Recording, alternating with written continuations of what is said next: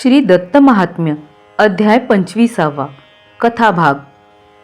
वेदधर्मा दीपकाला पुढे सांगू लागले.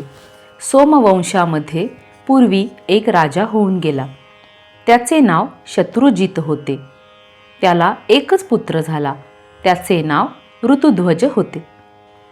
त्यावेळी नर्मदेच्या तीरावर गालव नावाचा एक ऋषी होता. त्याच्या यज्ञप्रसंगी पातालकेतू नावाचा दैत्य येऊन यज्ञाचा विध्वंस करी. तेव्हा मुनींनी प्रार्थना केली आणि आश्रमात एक दिव्य घोडा प्रकटला.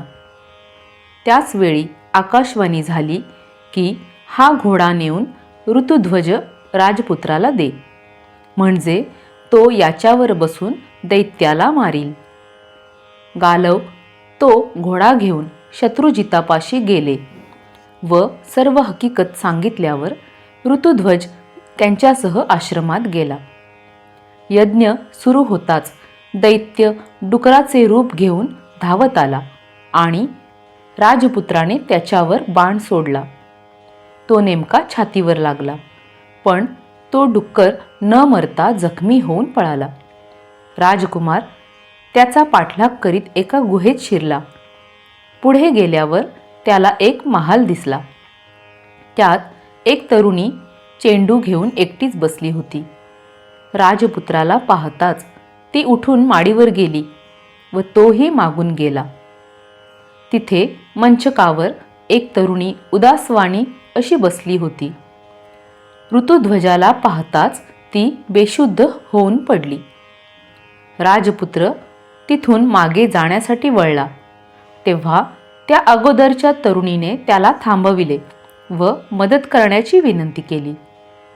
ती पलंगावर बसलेली तरुणी विश्वावसू गंधर्वाची कन्या व तिची मैत्रीण होती. पातालकेतूने त्या दोघींना पळवून आणले होते. गंधर्व कन्येचे नाव मदालसा आहे व तिचे नाव कुंडला आहे, हे त्याला तिच्या बोलण्यावरून कळले. ती म्हणाली की तुझ्या हातूनच दैत्याचे मरण आहे असे कामधेनूने तिला सांगितले आहे. तेव्हा तिने सुचविले की पातालकेतू दुसऱ्या दिवशी विवाहासाठी तयारी करून येणार आहे, तरी त्याने थांबावे व दुसऱ्या दिवशी पातालकेतू व त्याचा भाऊ तालकेतू यांचा समाचार घ्यावा. नंतर त्याने मदालसेबरोबर विवाह करून तिला घेऊन जावे. त्यानंतर तपस्या करण्यासाठी ती सुद्धा हिमालयात निघून जाईल. अध्याय 25. श्री दत्तात्रेयाय नमः. गुरु म्हणे दीपकासी, पुत्राने असे पितयासी. अर्जुनाख्यान विस्तारेसी कथिले दत्त कथान्वित. पुत्र म्हणे ऐक ताता, अलर्क नामे राजा होता. तोही शरण येऊन दत्ता, योग साम्राज्यता पावला. पिता म्हणे रे सुता, अलर्क हा कोण होता. केवी शरण आला दत्ता, योग साम्राज्यता कशी घे. दत्ताचे यश पावन, ऐकाया लावी मी कान मन. तृप्ती नोहे अजून, सांग विस्तारून आणि काही.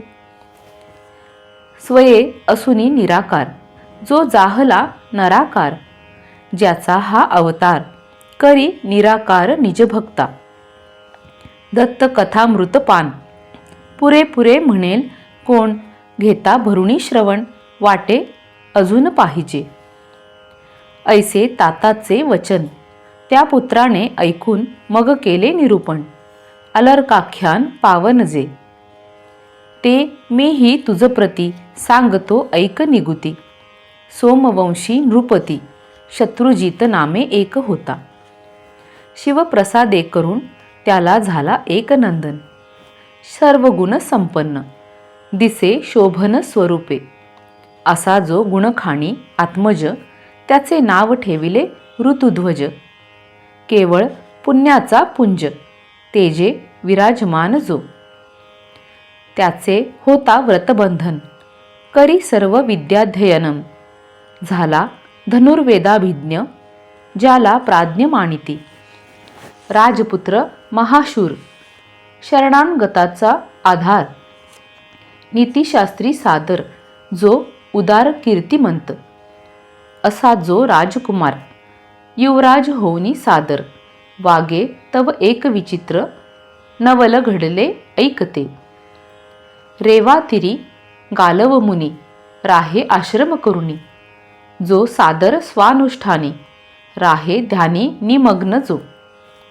पर्वकाळी ऋषीश्वर श्रद्धेने आरंभी अध्वर, पाताल केतू असुर महाक्रूर विघ्न करी.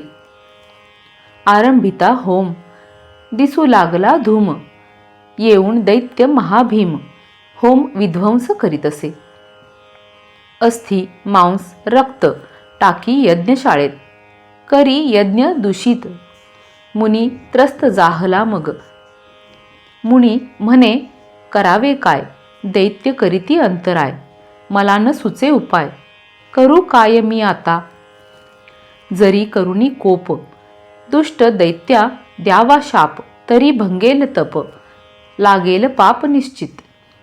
म्हणे देवा परमेश्वरा धर्मपाळका दया करा, का उपेक्षिसी उदारा भक्तांधारा दीनबंधू. दैत्ये मज गांजिले यज्ञ याग राहिले, माझे कर्म लोपले, का उपेक्षिले आम्हासी. आम्हा तुझा विश्वास, दैत्ये आम्हा दिला त्रास, याचा करी तू नाश, आम्हा निराश करू नको. असा दीन होऊनी ईश्वरा प्रार्थी मुनी, ईश्वर प्रसन्न होऊनी आकाशवचनी अभय दे. मुनीच्या समीप अकस्मात दिव्य अश्व उतरत, मानी आश्चर्य मनात तव ऐकत आकाशवाणी. हा दिव्याश्व घेऊनी शत्रुजिताचे सदनी, मुने त्वा जाऊनी निजरक्षणी पुत्र मागे. ऋतुध्वज या अश्वावर बसूनी मारिल असुर, मग तुवा सादर करावा अध्वर निर्विघ्नपणे. अशी आकाशवाणी पडता मुनीच्या कानी, तया अश्वा घेऊनी राजसदनी पातला. म्हणे राजा मी गालव, करी रेवातिरी याग उत्सव, विघ्न करी दैत्य पुंगव, आजी देव प्रसन्न झाला. अश्व उतरला अकस्मात तव आकाशवाणी बोलत, ऋतुध्वजा हा अश्व देता दितिजसुता तो मारील. अशी आकाशवाणी ऐकून आलो अश्व घेऊन, आता दे पुत्रदान, तुझे कल्याण होईल. क्षत म्हणजे दुःख जाण, त्यापासूनी करी त्राण, म्हणोनी क्षत्रिय हे नाम तुम्हा जाण, करा रक्षण आमुचे. मुनीचे वचन ऐकून राजा प्रसन्न होऊन म्हणे पुत्रा अश्वारूढ होऊन करी हनन दैत्यांचे. असता मुनीचा अनुग्रह अनुकूल होती सर्व ग्रह, मग यासी कोण करील विग्रह, तया मोहन पडेल. असे ताताचे वचन तो ऋतुध्वज मानून मायबापा वंदून आशीर्वचन घेत असे. अश्वा घेऊनी राजसुत ऋषीश्वरा समवेत येऊनी त्याच्या आश्रमात, म्हणे आता यज्ञ करी. दावी कोठे असे असुर, मी करीन त्याचा संहार. मग म्हणे मुनीश्वर आता अध्वर आरंभितो. होमधूम पाहून दैत्य येईल धावून, मग दावीन तत्क्षण करी हनन तयाचे. दैत्य असे मायावी रूपे पालटी नवी नवी, नाना परी माया दावी ठेवी बरवी हुशारी. तया म्हणे राजपुत्र तुम्ही आम्हा छत्र, आम्ही भवदर्शने पवित्र, दितिपुत्र आम्हा कायसे. होता तुमची कृपा मात्र, आम्ही होऊ जयपात्र. साधू आम्ही इह परत्र, नाही अत्र संशय. असे ऐकता त्यांचे वचन गालव आरंभी यज्ञ कर्मसंकल्प करून अन्वाधान करिता झाला. तव होमधूम उठला, तो दैत्याने पाहिला. दैत्य धावत आला वराह रूप धरुणिया. दंष्ट्रा बाहेर दिसत घुरू घुरू शब्द करीत, केश उभारून अकस्मात त्या आश्रमात पातला. मुनी सांगे राजसुता हा दैत्य पातला आता, तू ठेवी सावधानता, घे विजयता सत्वर. मुनी वचन ऐकून त्या वराहा पाहून, अश्वावरी बसून नृपनंदन त्यावेळी. वराह हृदय लक्षून सोडी अति तीक्ष्ण बाण, हृदयी गेला तो भेदून, परी तो मरण न पावला. जोवरी आयुष्य असे तववरी कोण मारित असे, आयु मर्मे रक्षित असे, म्हणून वाचत असे संकटी. विद्ध केला तरी वराह पळे त्वरे दुई, ऋतुध्वज अश्वावरी बसोनी लागे पाठीस. डुक्कर जाऊनी वनी गुहेमध्ये राही लपोनी, ऋतुध्वज पाहुनी गुहेमधुनी चालत असे. अश्वाची गती विलक्षण, जेथे अंधकार गहन तेथे प्रवेश करून पाताळी जाऊन राहिला. तेथे रत्नजडित सदन, राजपुत्र पाहून अश्व तेथे बांधून म्हणे सदन पाहू हे. रत्नजडित गोपुरे, दिसती लखलखीत द्वारे, सुवर्णाची शिखरे गगनचुंबित दिसताती. रत्नांची सोपाने, सभोवती उपवने, जेथे सूर्यकिरणे न करीती प्रवेश. तोरणे मोतियांची, भिंत दिसे इंद्रनीलाची, पाहता राजपुत्राची बुद्धी धक्क झाली. तव तेथे पाहे कुमारी, देवी समान सुंदरी, कंदुक घेऊन करी बैसली द्वारी एकटी. राजा ये तिचे समोर, ती तेथून उठे सत्वर, चढवणी जाई माडीवर, राजकुमार मागे चाले. राजा हे पाहे अंतरी, रत्नखचित पलंगावरी, बैसली एक सुकुमारी, चिंता अंतरी करीत. तव अकस्मात रायासी पाहता मूर्छा आली तियेसी, खाली पडे तत्क्षणेसी, सखी तिसी सावरी. निर्जीव होऊनी घटिकाभरी, निचेष्टित पडली नारी, मानटेकी भूमीवरी, राजा अंतरी खिन्न झाला. म्हणे हे मज पाहून का पडली पलंगावरून, असा विस्मित होऊन उभा राहून पाहेतो. म्हणे हे घर सुंदर, दिसत असे मनोहर, परी येथे न दिसे कोणी नर. असती सुंदर स्त्रिया दोघी, एकांती स्त्रिया बसती, तेथे जाता दोष लागती, तेव्हा फिरावे मागुती. हेच नीती यथार्थ. म्हणून तो मागे मुरडत, तव ती उठोनी रडत, पुन्हा नृपा पाहुनी पडत. सखी म्हणतसे नृपासी, तुम्ही कोण आला कोठून, का जाता फिरून, क्षणभरी बसून समाधान पावावे. राजपुत्र म्हणे तियेसी, नरवर्जित स्थळी कसी करावी विश्रांतीसी, मूर्छा इसी का आली. तुम्ही कोणाच्या कोण, का धरिले शून्यस्थान, हे सांगा विस्तारून, मग समाधान वाटेल. असे नृपाचे वचन त्या कन्येने ऐकून, सुचवी सखीस तत्क्षण माझे वर्तमान सांग म्हणूनी. असे म्हणूनी कासावीस होऊनी सोडी तीक्ष्ण श्वास, पुन्हा पाहुनी नृपास मूर्छा विशेष पावत असे. सखी तिला सावरून मंद मंद वारा घालून सावधान करून राजनंदनाप्रती बोले, आपण सुखरूप असून येथे आपोआप येऊन इला दिधले दर्शन, तुम्हा भुलोन हे पडे. हिच्या मोहासी कारण खचित झाला तुम्ही जाण, दर्शने कामक्षोभ होऊन मूर्छा येऊनी पडली. विश्वावसू गंधर्व थोर, त्याची ही कन्या सुंदर, पातालकेतू असुर पळवून आणि येते. मदालसा इचे नाम, केवळ लावण्याचे धाम. दैवयोगे आपुला आगम, होऊनी संगम झाला येथे. दैत्य वरू इच्छिसी, इची इच्छा नाही तसी. येथे आणि ताच इसी भोगायास प्रवर्त झाला. तो वेळ टाळावयासी इने सांगितले तयासी, विवाह न होता आमुचे वंशी पुरुषासी न भोगिती. विवाह न होता जरी तू स्पर्श करशील, तरी मी प्राण त्यजीन निर्धारी, हे अंतरी साच मान. मग इचे वचन मानून विवाह करावा म्हणून शुक्राचार्या बोलावून लग्न शोधन पै केले. उदयीक त्रयोदशीला मुहूर्त असे जो योजिला, दैत्यवर नावडे इला, म्हणून प्राणाला त्यजू पाहे. कालचे दिनी येथून दैत्य गेला निघून, तो संधी पाहून ही प्राण सोडाया उठली. तव कामधेनू येऊन म्हणे मदालसे न सोडी प्राण, एक वीर दैत्या भेदून उद्या येऊन भेटेल. तो असे सुंदर, तो तुला योग्य वर, त्याचा धरी तू कर, नको शरीर टाकू हे. गोलोकापासून मी आले दया करून, कामधेनू असे सांगून गुप्त होऊन जाती झाली. आज तसेही घडले. दैत्ये वराहरूप धारिले, त्याला कोणी वेधिले, दुःख झाले फार त्याला. तो पाताली गेला लपून, आपुले पश्चात झाले आगमन.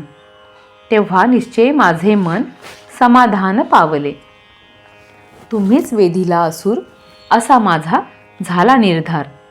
वाटे तुम्ही अमर, दिधला धीर या समयी. कुंडला माझे नाम असे, मी तापसाची कन्या असे. हिमाचळी बसत असे, योगाभ्यासे करुणी. जेथे गंधर्व कन्या क्रीडती, तेथे इसी घडली दोस्ती. ज्यावेळी दैत्यपती आकाशपंथी इला नेई, तो आर्त स्वर ओळखून म्या इचे हित करावे म्हणून त्या दैत्या प्रार्थून सांगितले ते ऐक. ही असे माझी सखी, माझ्या विरहित होईल दुःखी. तरी मलाही ने तुझ्या लोकी, मग ही सुखी होईल. हे दैत्य अंगीकारिले, मलाही बरोबर आणिले.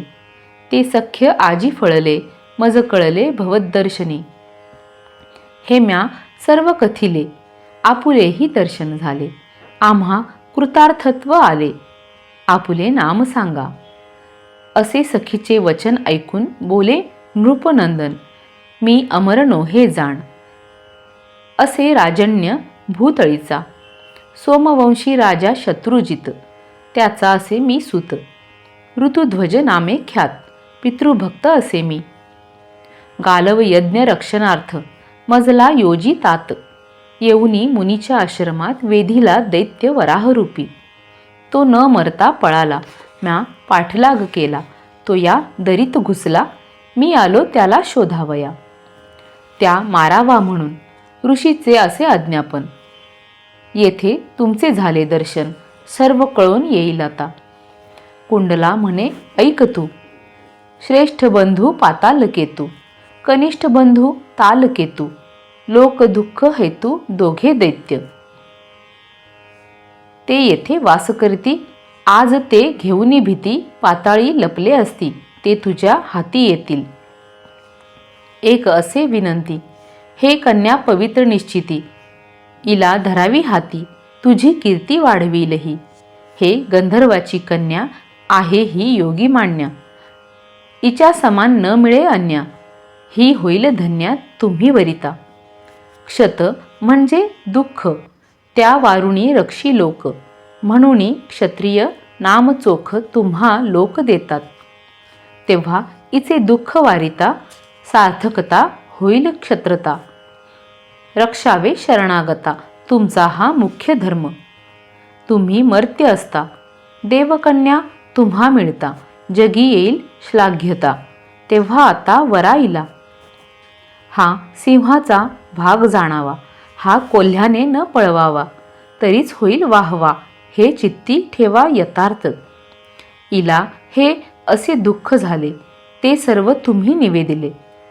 ही धरिते तुमची पाऊले आता अव्हेरिले न पाहिजे. मी इची सोय करून माझा मार्ग धरून पुन्हा हिमाचळी जाऊन तप करीन निश्चित. जरी तुम्ही न वराल, तरी तो मिथ्या जाईल कामधेनूचा बोल. मग ही सोडील प्राणाते, यत्ने देह टाकील, दैत्याधीन न होईल. हा इचा निश्चय निश्चल, पुरे बोल आता हा. असी कुंडला होऊन दिन म्हणे इला न्यावरून. दैवे तुम्हा हे दिल्हे दान, म्हणून चरण धरी त्याचे. इति श्रीमद परमहंस वासुदेवानंद सरस्वती विरचिते श्री दत्त महात्मे पंचविंशोऽध्यायः श्री दत्तात्रेयार्पणमस्तु.